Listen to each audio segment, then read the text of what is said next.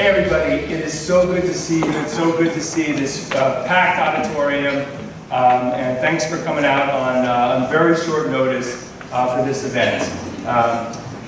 Actually, before I go any further, I was incredibly impressed by the band that we were all treated to hear tonight. So please, another round of applause for the Gaslight.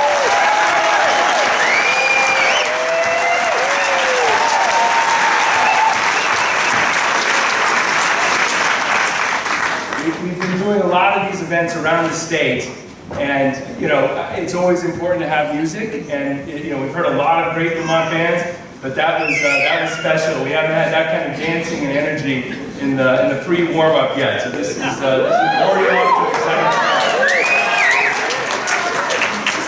start. Again, this was organized on really late notice. I want to thank so many people for stepping up. Stephen Rice, who's been helping us getting started from here to UHS. Absolutely. Thank you, Robin, for helping pull this together, and Rich, and everyone who came up and stepped up to help make this happen today. And thank you, BUHS, for hosting us today on also short notice.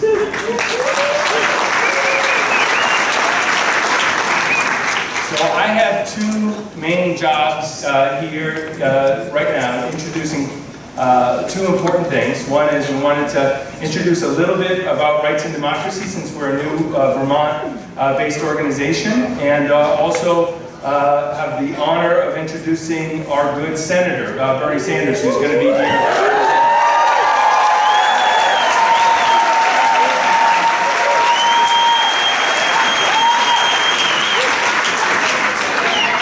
So just a little quick information about Rights and Democracy. We were started about a year and a half ago. And folks might remember last election, 2014. We had the lowest voter turnout in the history of the state.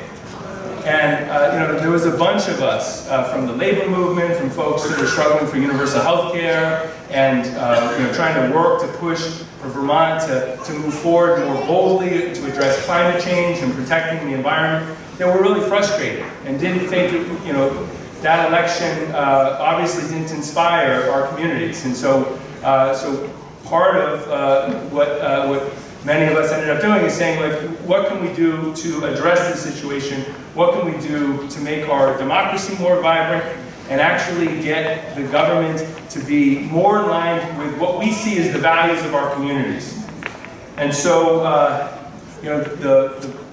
one of the reasons why Rights and Democracy got started was that we see that there's a big disconnect often between Montpelier, between the State House, and our communities. There's a whole kind of life that goes on in the State House that most people don't hear about and don't know about, and there's important issues being talked about that oftentimes lots of folks in the communities haven't heard of. And so we think we have lots of great legislators and lots of good public officials, but it's real hard to be doing that job as a citizen legislature and being able to be out in communities talking to their constituents about what's happening. So partly that's why we think in a vibrant democracy we absolutely need strong grassroots organizing.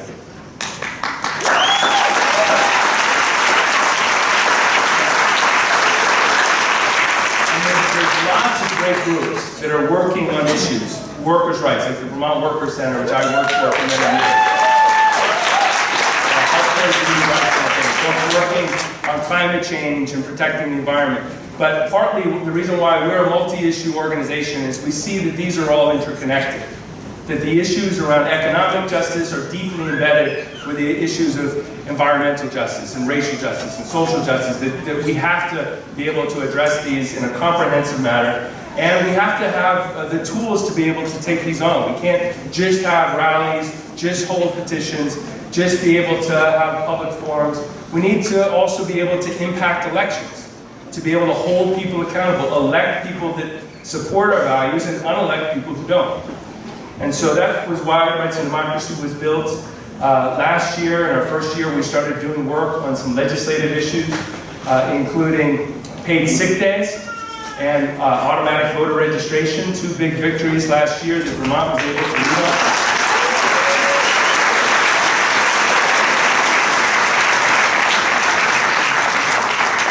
on. This year, many of you might have come when you came in, saw some of the information about some of the issues that people are pushing for now, raising the minimum wage so we can finally have a livable wage for all workers.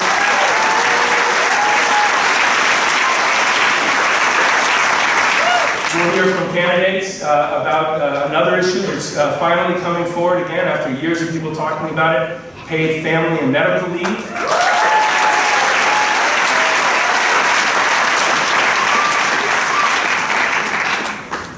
You'll hear from some candidates, particularly candidate for Attorney General, T.J. Donovan, about an effort to ban private prisons in Vermont.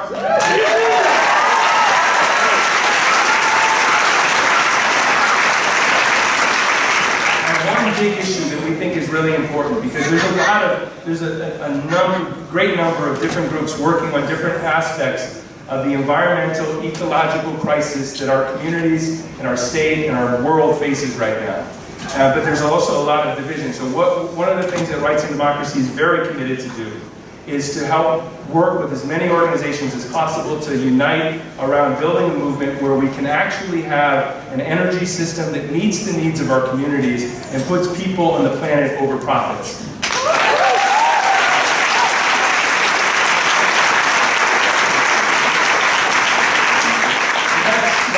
Democracy is an organization. We work on the issues, and we also are trying to have as big of an impact as we can on Election Day, and then come November 9th, keep organizing, keep bringing people together, because democracy does not end on Election Day, it just gets started. So we're very excited about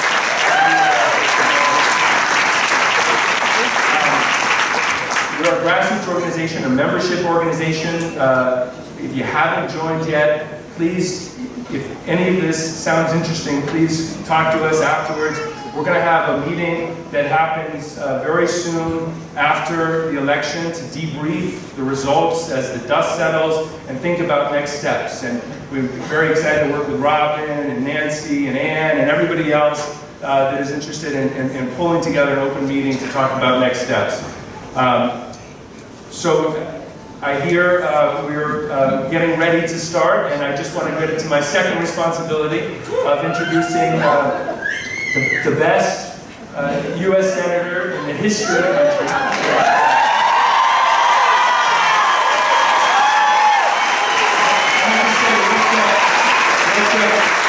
Personally, as someone who got involved in this stuff in Vermont back in 1999, as a low-wage worker that was fighting for, with a bunch of folks to raise the minimum wage and workers' rights, it has been incredibly valuable to be able to have Bernie serve as a model, because a lot of us, I think I speak for a lot of people right now in this national moment of the current political system, which can be very demoralizing. People can easily give up. And what Bernie has been doing around Vermont for many of us is showing we can actually do something to make a difference. And it started in Burlington, and it went around the state of Vermont, and now it's gone around the entire country.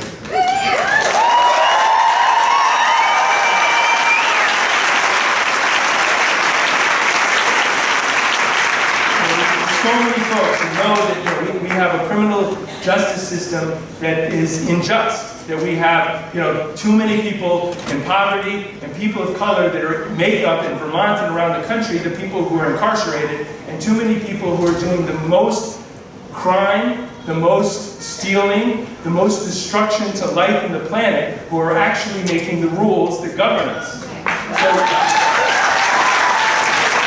when Bernie came out and said we need a political revolution, that is something that certainly spoke to everything that Rights and Democracy was about, that spoke to what Vermont has been moving for many years, and what this country desperately needs. So please, give a warm welcome to Bernie Sanders for starting the movement.